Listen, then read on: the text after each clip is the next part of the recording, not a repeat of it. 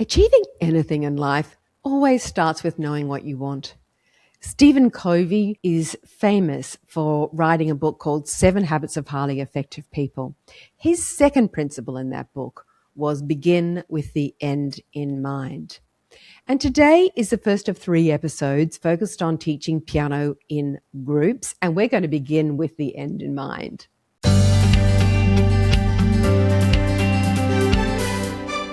Hello and welcome to Piano Teaching Success Podcast.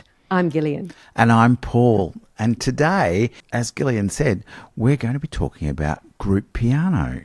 And we have taught groups for years, over 30 years. It's one of our specialties, isn't it? It is. And we're only admitting to 30.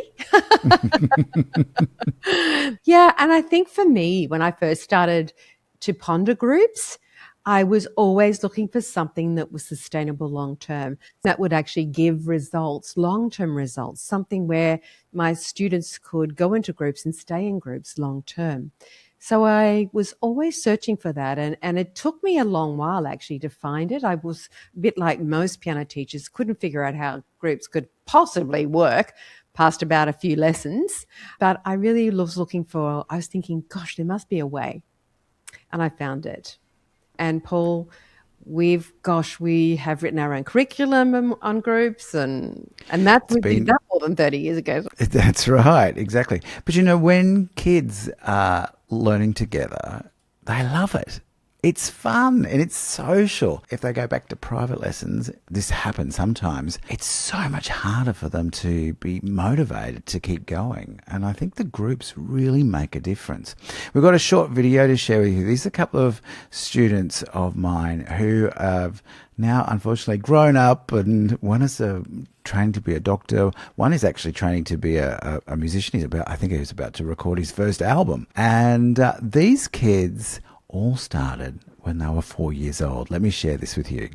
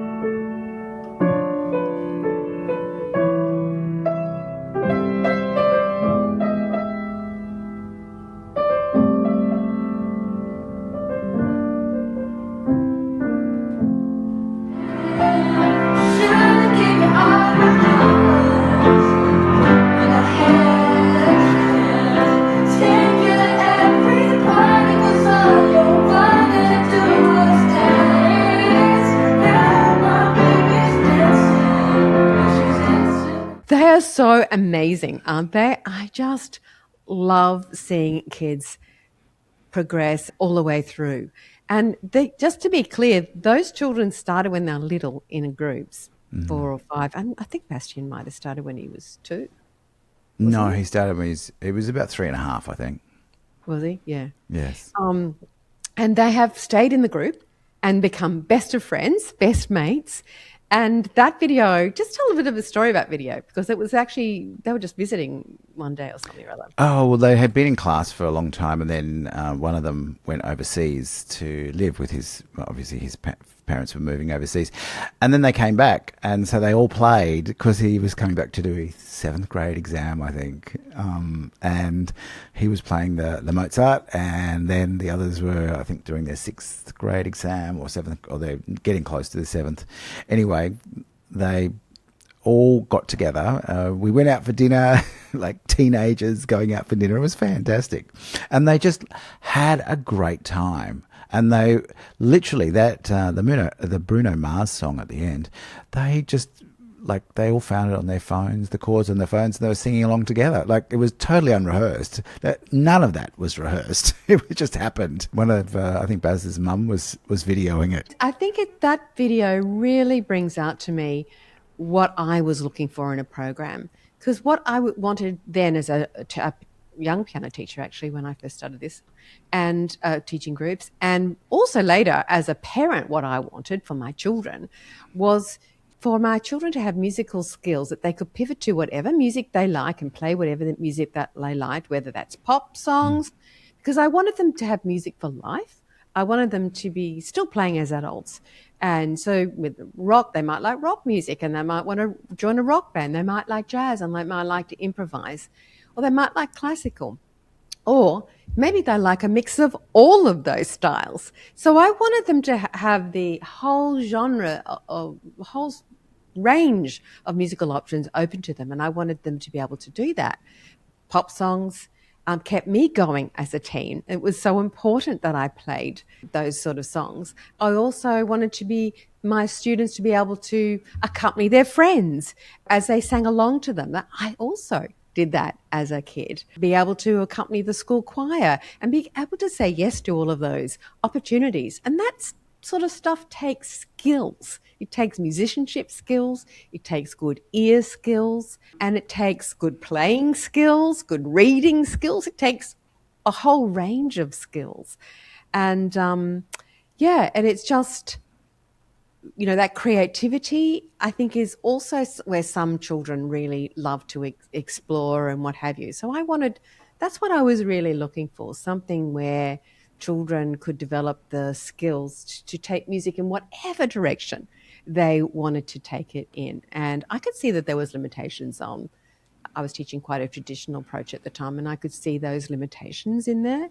And I kind of wanted more. I wanted more for myself, but I also wanted more for my students as well.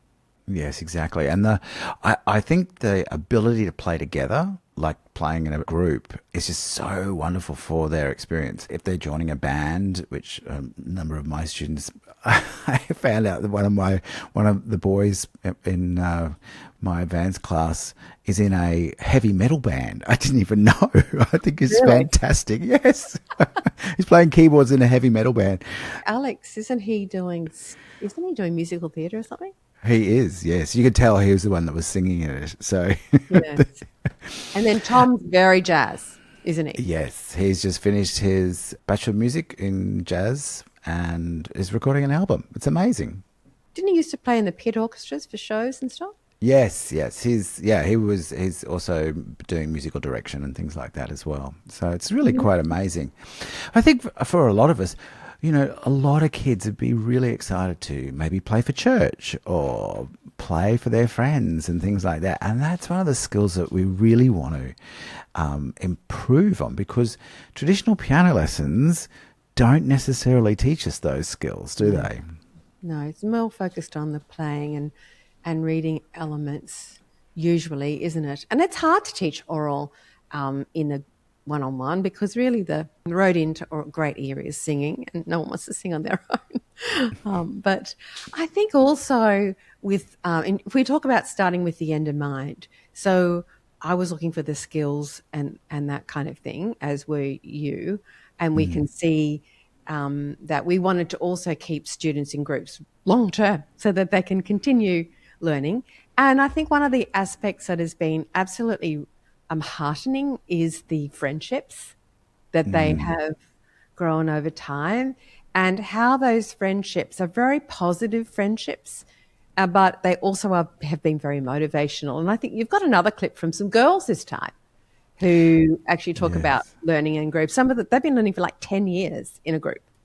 How long have you been learning? I've been learning for 10 years. 11 years. 10. Like 9. And what do you reckon is the best thing about learning in a group? Oh, so much more fun. Yeah. It's so much more motivating. More motivating? Yeah, because you see, because you see that other people like getting ahead of you, and you're like, oh, I have to be as good as Oh, them. I was just saying, I just come and just hang out with my friends. And it's more fun. What do you like about being able to play the piano? It's a good party trick. No, I'm kidding. I can like learn songs I like, and then I can play them for this. Oh yeah, and other good thing about playing in a group is you get better at playing with everyone, like in time with everyone, because you notice like when you go to like bands and stuff, in like school bands and stuff, it's like After like stage presence. it's more like thing. pick it up and like I just loved seeing them do like get up and sing Adele songs. And, just playing some songs that they wanted to do was just like amazing to watch them. And over the years, they're now 16, 17 when that video was made, and they were just love it, and they keep coming. As they said, I like to see my friends every week. Yeah, and it's motivation as well. I think one of them said, I don't want to be the one that's going to be left behind, so I just make sure I go do some practice. Yeah, and it's really lovely to have that. And I think, some of that comes down to this type of the model of group piano lessons that you go with. The only programs I know that have kept children long term have been single level, single stream groups. So it's about choosing the right model to start with, isn't it? In terms of models as well, I think that sometimes teachers might start on their own and just thinking, well, they'll just piece it together as they go along. There's a real art form to teaching groups for sure. And there's many things, systems and structures that need to be in place for groups to progress. It's got a very different mindset from a teaching perspective. We aren't trying to satisfy every child's curiosity. We'll do this one because Jessica wants this piece, and we'll do this piece because Tom wants that piece. That's not the way groups work, is it? And, there's been some research done by Pamela Pike, who works with National Conference on Keyboard Pedagogy and the Francis Clark Centre, basically on group teaching and talking about what novice teachers do in a class and what experienced teachers do in the class. Here, let me show you.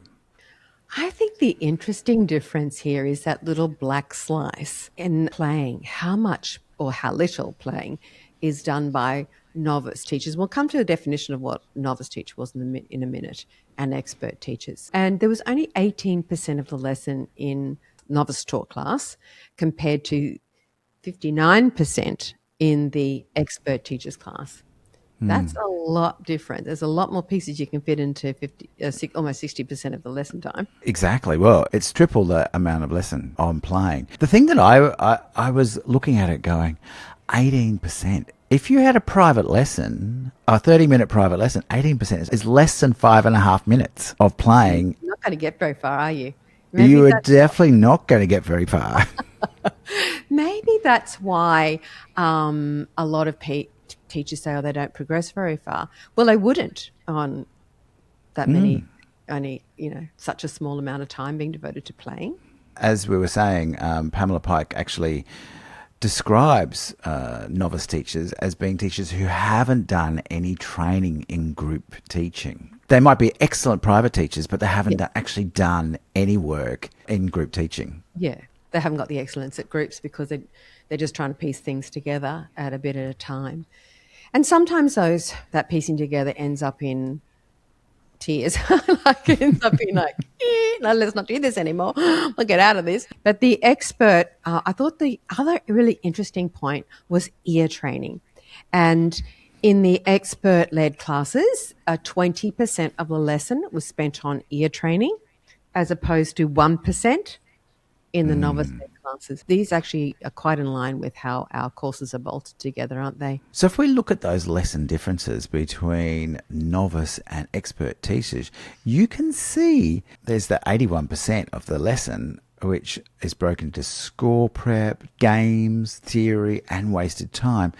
But that's only 18% in a expert teacher's. We're looking at these side by side. Essentially, 80% of a novice's lesson is taken up in essentially theory. 80% of the lesson is taken up in all that stuff with only not even 20% on playing. Whereas in a expert teacher, it's kind of almost a flip, isn't it? Only 18% is taken up with that stuff. Yes, yes. So Gillian, what makes a good curriculum? Well, structure. The goals have got to be thought about over the long period of time. For us, we have, for our beginner courses, they're a 2-year course. There's a structure and they're broken into 4 levels. Each level has milestones and goals for the end of it. And then each of those levels is broken up into 20 lesson plans, 20 weeks. Every lesson has its role in moving the students towards achieving those goals. So everyone learns the same pieces. And I think one of those differences is that with a group, you've got the motivation of the peers, of the children themselves working with each other. There's no question about, oh, would you like this piece? Would you like that piece? Piece choice doesn't really come into it as the motivational piece. But it is really important in a private lesson because unless they kind of want to learn that piece, it's really hard to get them to play it at home.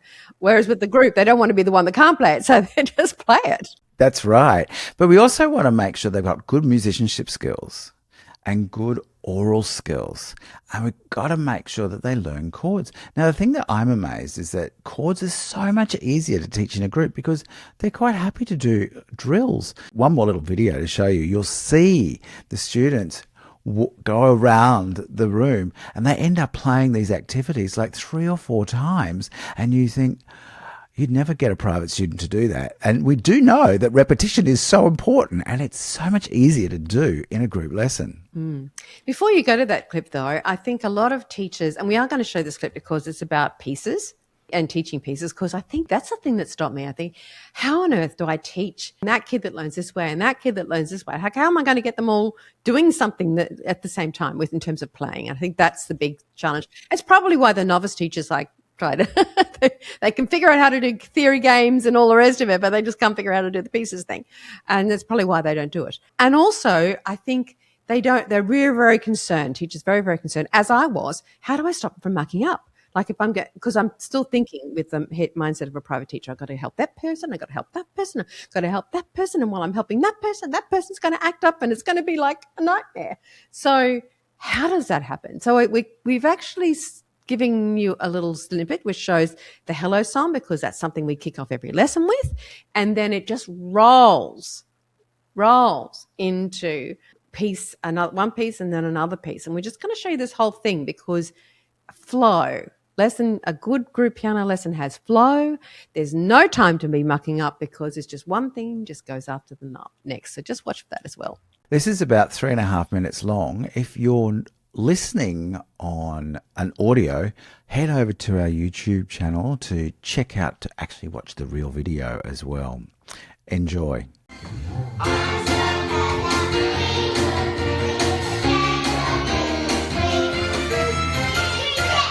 How's everyone today? Can you sing?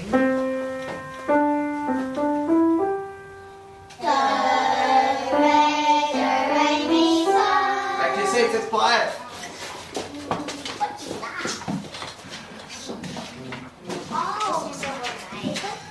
Page 15 in your book. Here we go. Right hand is first. Go.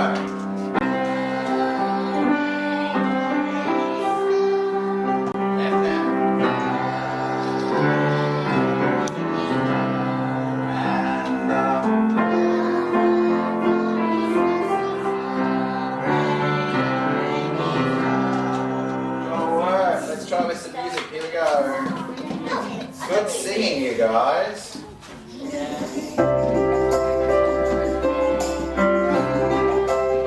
Right hand.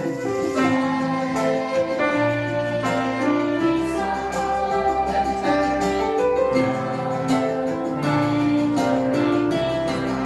Right hand. Good. And move around one spot in this direction. Quick. Here we go.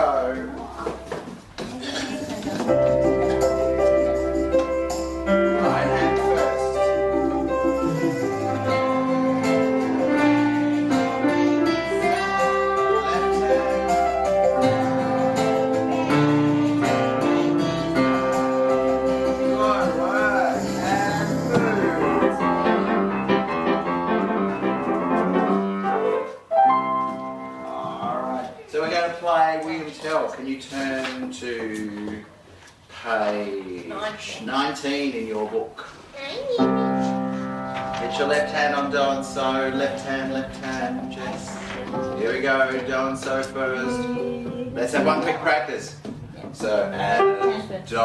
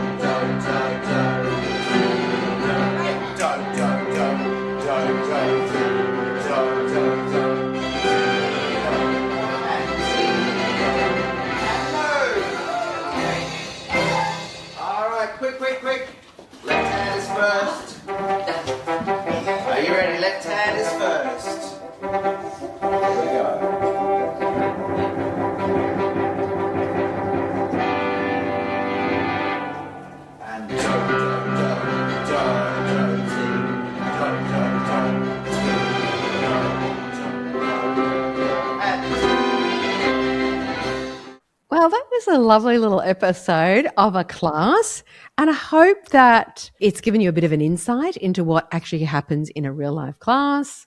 And those children were in our Piano Keys course, which is our older beginner course.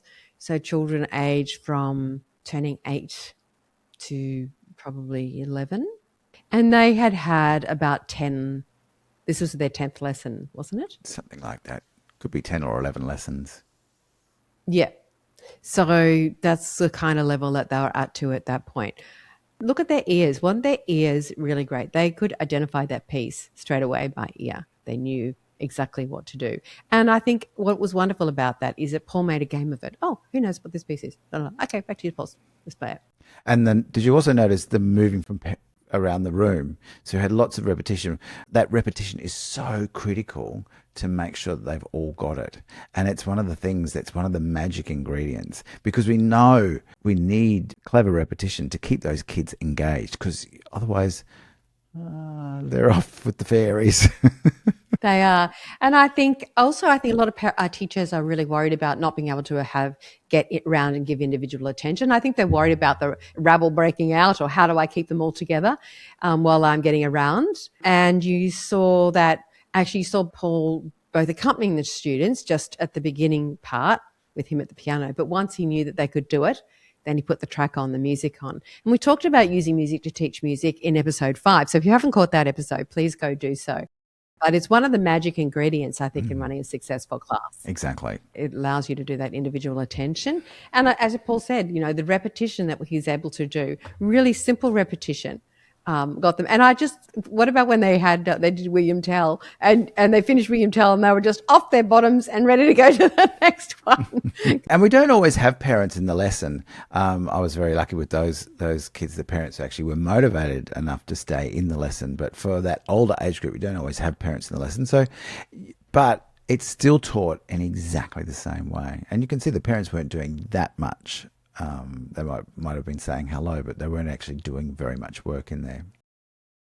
Over the next 2 episodes, we're going to have a deeper dive into group piano. So please do join us for those. Well, that brings us to the end of today's episode. We don't have any downloads or handouts for you this week, but if you'd like to keep learning with us, the best thing you can do is subscribe to our newsletter.